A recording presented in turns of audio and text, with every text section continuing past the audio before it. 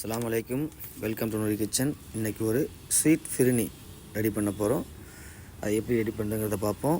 50 gram முந்திரி, 50 gram பாதாம், ஒரு 50 கிராம் பிஸ்தா எடுத்துருக்குறோம்.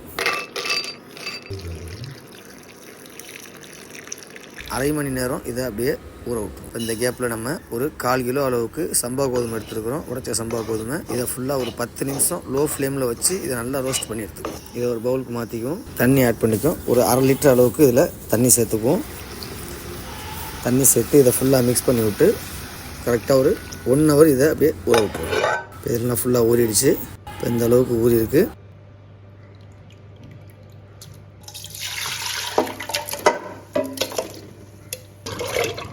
இதில் ஒரு 3 ஏலக்காய், ஒரு சின்ன துண்டு பட்டையில் ஒரு 2 பட்டை போட்டு கொஞ்சமாக உப்பு, 3 விசில் விட்டு ஆஃப் பண்ணிக்குவோம்.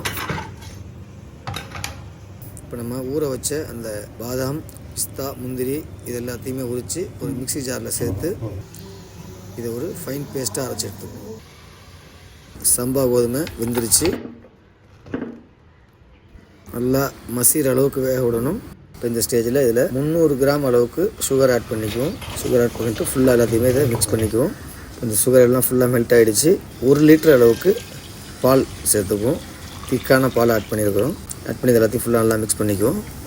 இன்னொரு 1/2 லிட்டர் பால் ஆட் பண்ணுவோம். 100 கிராம் அளவுக்கு பால் பவுடர் சேர்த்துக்குவோம். இதில் ஒரு மிக்ஸ் கொடுத்துருவோம். மில்க் மெய்டு ஒரு 100 கிராம் அளவுக்கு மில்க் மெய்டு ஆட் பண்ணுவோம். ஆட் பண்ணி அதே ஒரு மிக்ஸ் பண்ணி கொடுப்போம்.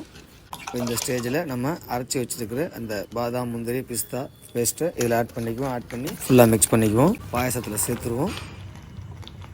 சேர்த்துட்டு நல்லா ஒரு மிக்ஸ் பண்ணி கொடுத்துருவோம். அப்படியே ஒரு 5 நிமிஷம் லோ ஃப்ளேமில் வச்சு அப்படியே கொதிக்க விடுவோம். இப்போ பக்காவாக ரெடி ஆகிடுச்சு. இப்போ இந்த ஸ்டேஜில் ஒரு பேனில் ஒரு 50 கிராம் அளவுக்கு நெய் சேர்த்துக்குவோம். ஒரு 25 கிராம் முந்திரி அதில் ஆட் பண்ணி ஃப்ரை ஆனதும் இப்போ நம்ம ரெடி பண்ணி வச்சுருக்கிற அந்த பாயாசத்தில் மேலே ஆட் பண்ணிவிடுவோம்.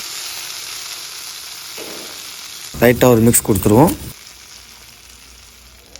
பக்காவான ஒரு ஸ்வீட் ஃபிரினி ரெடி ஆகிடுச்சு. இதே மாதிரி நீங்கள் ட்ரை பண்ணி பாருங்கள். பிடிச்சிருந்தால் லைக் பண்ணுங்கள், ஷேர் பண்ணுங்கள், கமெண்ட் பண்ணுங்கள், சப்ஸ்கிரைப் பண்ணுங்கள்.